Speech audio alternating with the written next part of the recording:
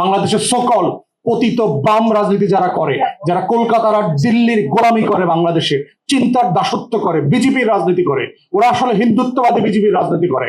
বাংলাদেশ আওয়ামী লীগ, জাতীয় পার্টি এবং যারা বামপন্থীরা আছেন, তারা কখনোই মুক্তির লড়াইতে দেশের সাধারণ হিন্দু, সাধারণ নমশূদ্র, সাধারণ সনাতনী পরিবার, সাধারণ বাঙালি মুসলমানের হয়ে লড়াইটা করে নাই।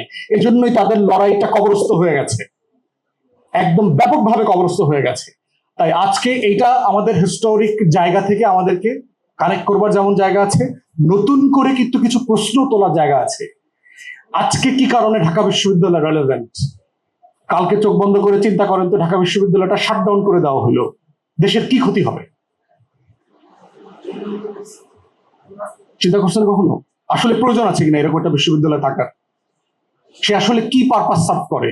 সে আমাকে রাষ্ট্রকে কি দেয়?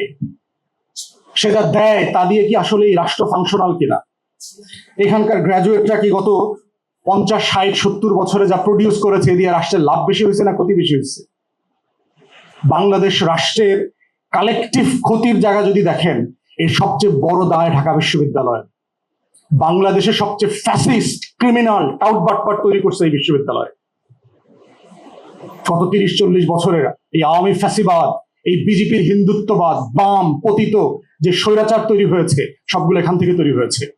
এখনো শিক্ষকদের একটা বিশাল অংশ হচ্ছে অধিকারী অমিত শাহর চরিত্র দেখতে পাবেন, প্রতি পদে পদে ওর চরিত্র আছে। এটা এখনো সেই হিন্দুত্ববাদী ক্যারেক্টার ধারণ করে।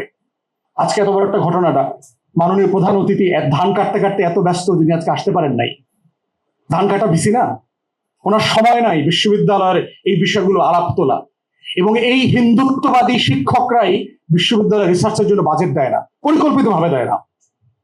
কারণ তারা এখানকার শিক্ষার্থীদেরকে গোলাম কর্মচারী হিসেবে ভবিষ্যতের জন্য প্রডিউস করতে চায়।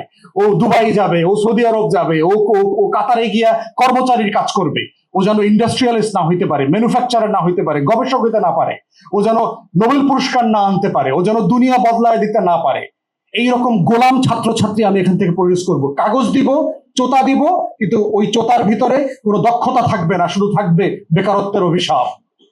পরিকল্পিতভাবে আমাদের শিক্ষা ব্যবস্থাকে ধ্বংস করে দিচ্ছে এই হিন্দুত্ববাদী শিক্ষকরা, যারা আপাত মস্তক চরিত্র হচ্ছে এক একটা হিমন্ত এবং শুভেন্দু অধিকারী, যাদের এই ইতিহাসের সাথে কোনো কানেকশন নাই, যারা আসলে ইতিহাসের এই লড়াইটা বোঝে না যে বিশ্ববিদ্যালয়টা আসলে কিসের লড়াই।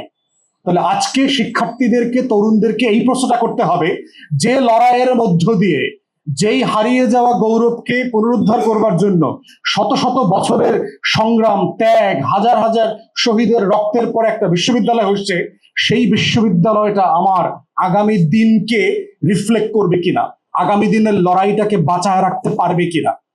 এবং জুলাইয়ে কিন্তু প্রমাণ হয়েছে ঢাকা বিশ্ববিদ্যালয়ের আন্দোলনের শ্রেষ্ঠত্ব চলে গেছে। জুলাই কিন্তু ইনক্রিজিংলি প্রমাণ করে দিয়েছে, একের পর এক গবেষণা বিভিন্ন জায়গায় আমরা দেখতে পাচ্ছি ঢাকা বিশ্ববিদ্যালয় থেকে প্রাইভেট ইউনিভার্সিটিগুলো গবেষণায় অনেক ভালো করছে, তারা ডাক পাচ্ছে বিভিন্ন জায়গাতে। বিভিন্ন অলিম্পিয়াড গুলোতে দেখবেন ঢাকা বিশ্ববিদ্যালয়ের বাইরের টিম ভালো করছে। বিসিএস এর দখল চলে যাচ্ছে ঢাকা বিশ্ববিদ্যালয় থেকে। অতএব যারা মিথ্যা গর্বের ফাপরে এখনো চোখ বন্ধ করে আছে, তাদেরকে বোঝা দরকার যে তারা আসলে ওই লড়াইকে, বাঙালি মুসলমান, বাঙালি নিম্নবর্ণের হিন্দুর সেই লড়াই, শত শত বছরের নির্যাতন, বৈষম্যকে তারা আসলে আর ধারণ করছেন না, করতে পারছেন না। এবং সেটাই হচ্ছে আজকের প্রশ্ন। ইতিহাস জানা যেমন জরুরি, ইতিহাসে পড়ে থাকাটা আবার তেমনই ভুল। ইতিহাসের ভিতরে বকডাউন হয়ে থাকা যাবে না, তাহলে সেটা চেতনা হয়ে যাবে। তাহলে আজকের লড়াইটা হচ্ছে এই বিশ্ববিদ্যালয়টা কিভাবে প্রাসঙ্গিক করা যায় আগামী দিনের রাষ্ট্র বিনির্মাণে, জাতি বিনির্মাণে। জুলাইয়ের গণ অভ্যুত্থানকে ধারণ করে আগামী বাংলাদেশটা যেন সেরকম বাংলাদেশ হয়, যেই বাংলাদেশ নিয়ে 2071 সালে যখন শতবর্ষ উদযাপন করা হবে, সবাই যখন গর্বের সাথে বলতে পারে, ইয়েস, আমাকে বিদেশ যেতে হবে না, বাংলাদেশই ভালো আছি। সবাইকে ধন্যবাদ। আসসালামু আলাইকুম।